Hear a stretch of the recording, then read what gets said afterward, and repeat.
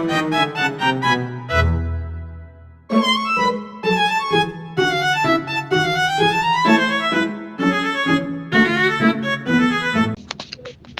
pendapatan. Departemen penjualan menerima pesanan dari pelanggan, kemudian mengeluarkan dokumen pesanan pelanggan, lalu melakukan pengecekan transaksi pelanggan. Jika tidak ada hutang, maka pesanan pelanggan akan diproses. Jika pelanggan mempunyai hutang, maka bagian penjualan akan meminta pelanggan tersebut melunasi hutangnya terlebih dahulu. Jika belum dilunasi, maka bagian penjualan akan menolak pesanan tersebut. Jika diterima, maka bagian penjualan membuat dokumen.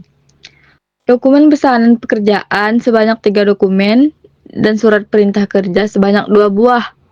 Dokumen pekerjaan pertama disimpan di arsip secara temporer.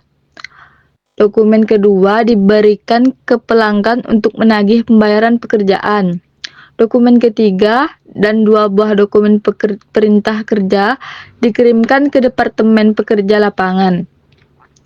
Jika pesanan dilunasi, maka bagian penjualan mengeluarkan 2 dokumen bukti pembayaran. Jika tidak, maka bagian penjualan akan membuat dokumen salinan pesanan pelanggan yang akan diarsip bersama 2 bukti pembayaran. Setelah menerima dokumen pesanan pekerjaan dan 2 dokumen perintah kerja yang diterima dari Departemen Penjualan, kemudian bagian pekerja lapangan akan memulai pekerjaan. Setelah selesai, pekerja lapangan akan membuat 2 perintah kerja yang akan dikirim ke bagian penjualan. Setelah menerima perintah kerja, bagian penjualan akan memberikan cap.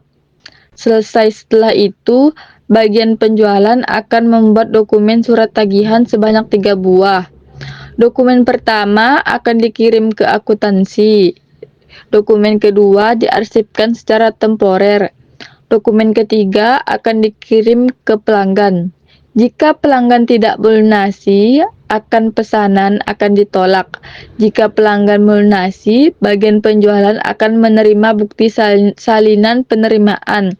Kemudian dokumen penyelesaian pekerjaan akan dikirim ke bagian akuntansi, dan dokumen salinan bukti pembayaran, pesanan pekerjaan, perintah pekerjaan, tagihan, dan dokumen penyelesaian pekerjaan akan diarsip secara permanen di bagian penjualan. Yang kedua yaitu siklus pengeluaran PT Zahiranet. Dimulai dari bagian gudang memeriksa persediaan barang. Jika terdapat barang yang hampir mencapai batas pembelian bagian gudang, akan membuat 2 dokumen permintaan belanja barang. Dokumen pertama akan diarsipkan oleh Departemen Gudang secara temporer, dan dokumen kedua akan dikirim ke bagian keuangan. Setelah menerima surat permintaan belanja barang, bagian keuangan akan menyimpan dokumen tersebut di dalam arsip secara temporer serta membuat surat permintaan barang. Surat permintaan barang tersebut akan dikirim kepada pemasok.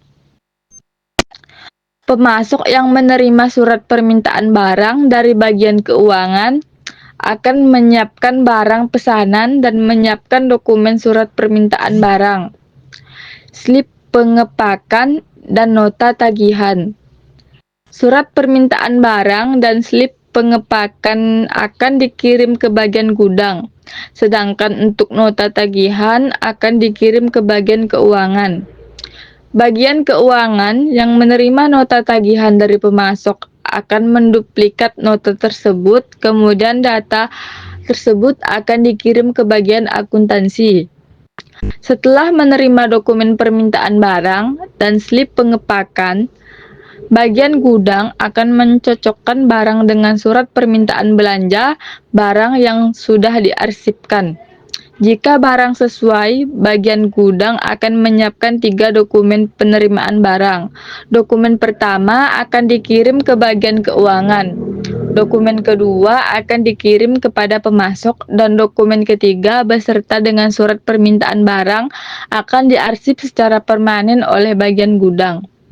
Setelah menerima dokumen penerimaan barang dari bagian gudang, bagian keuangan akan membuat surat perintah bayar ke pihak bank.